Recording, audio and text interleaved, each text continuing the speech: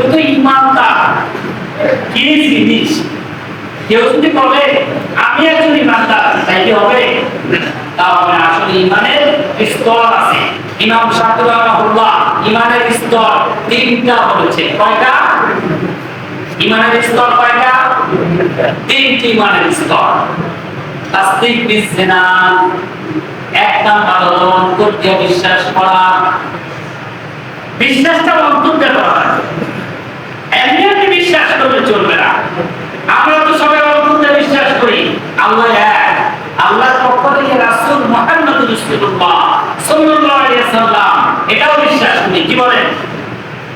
দোজখ আছে, বেহেশত আছে, আখিরাত আছে, ভাগ্যে ভালো মন্দ করতে যা ঘটে আল্লাহর পক্ষ থেকে ঘটে, এটা তো আমরা বিশ্বাস করি। কি দিয়ে বিশ্বাস করি? তাসদীক বিল জিনান, অন্তর দিয়ে বিশ্বাস করি। এখানে আমাদের কোনো সমস্যা নাই। কয় নাম্বার গেল? কয় নাম্বার গেল? এক নাম্বার স্তরের মধ্যে এক নাম্বার গেল। দুই নাম্বার ইকরার বিল লিসান, জবান দিয়ে স্বীকার করা। জবান দিয়ে সবাই স্বীকার করে আল্লাহ এটা স্বীকার করে, আল্লাহর পক্ষ থেকে রাসূল আসছে এটা স্বীকার করে, মারা গেলে আখিরাত হবে এটা স্বীকার করে জবান দিয়া।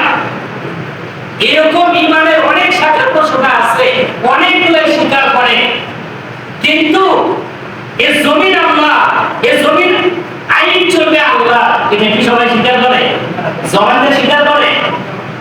তাহলে এখানে থেমে গেল। ইকরার বিল লিসান, বিশ্বাস করা লাগবে অন্তর দিয়া। দুই নাম্বার জবান দিয়া স্বীকার করা লাগবে।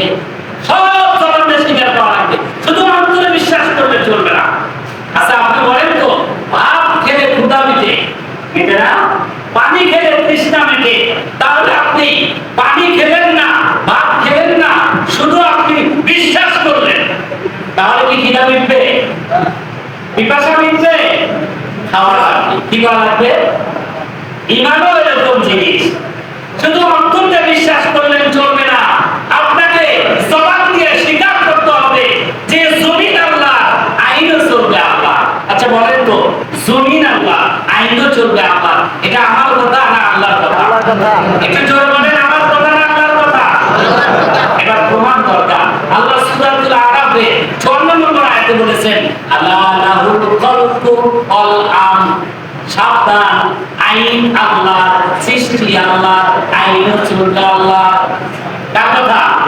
আল্লাহর কথা। সূরাতুল আরাফে 54 নম্বর আয়াত, আল্লাহ লাহুল খালক ওয়াল আমর, সাবধান, সহজে বলেন নাই, সাবধান, সৃষ্টি আল্লাহ, আইনও চলবে আল্লাহ। আর একটা আয়াত বলি, বেশি বলার তো সুযোগ নাই। ইনিল ইবলাইল্লাহ, সূরা ইউসুফে আল্লাহ বলেছেন কর্তৃত্ব যার, শাসনও চলবে তার। কার কথা? আল্লাহর কথা। এর বাইরে যাওয়ার সুযোগ আছে? এর বাইরে যেতে পারবেন? কেউ যেতে পারবে? মুসলিম, বৌদ্ধ, হিন্দু, খ্রিস্টান যারাই বলে কোরআন গোটা পৃথিবীর মানুষের জন্য যে স্বীকার করবে সেই ইসলামের খাতা থেকে তার নাম কাটা যাবে। আবার ঠিক কিনা? আমার ভাইরা, এই জন্য আপনাকে জবান দিয়ে স্বীকার করতে হবে। কোন ইমাম সাহেব যদি জবান দিয়ে এই কথা না বলে মুসল্লিদেরকে, তাহলে ওই ইমামের ইমামতি থাকা তো দূরের কথা, তার ইমান আছে কিনা? হবে না, ইমান নাই। কারণ আল্লাহ বলতেছে ইমানের, মানে ইমানের স্তরটাই হলো তিনটা, কয়টা? তাহলে দুইটা স্তর গেল, আমরা কেন বলবো না? 3 নাম্বার স্তর, এটাই হলো আসল আমাল বিল আরকান। এবার অন্তরে বিশ্বাস করলেন, মুখেও স্বীকার করলেন, ভাত খেলে ক্ষুধা মেটে, এটা অন্তরে বিশ্বাস করছেন। এবার জবান দিয়ে স্বীকার করলেন, এই আব্দুল করিম ভাত খেলে ক্ষুধা মেটে, জবান দিয়ে স্বীকার করছেন, কিন্তু হাত দিয়া ভাত মাখাইলেন না, এবার মুখে দিলেন না, আপনার ক্ষুধা মিটবে? এই লাস্ট পয়েন্ট, এর নাম হলো আমাল বিল আরকান। কাজে কর্মে বাস্তবায়ন করে দেখানোর নাম হলো ইমানদার। তিনটা স্তর যার মধ্যে আছে, সেই ইমানদার। তিনটার একটা নাই, সে পূর্ণাঙ্গ ইমানদার না। কথা বলেন ঠিক কিনা? আমি কিছু ভুল বলছি? এটা ইমাম শাফিঈর কথা। কার কথা? ইমাম শাফিঈ রাহিমাহুল্লাহ। ইমাম কয়জন? 4 জন ইমাম, তার মধ্যে ইমাম শাফিঈ রাহিমাহুল্লাহ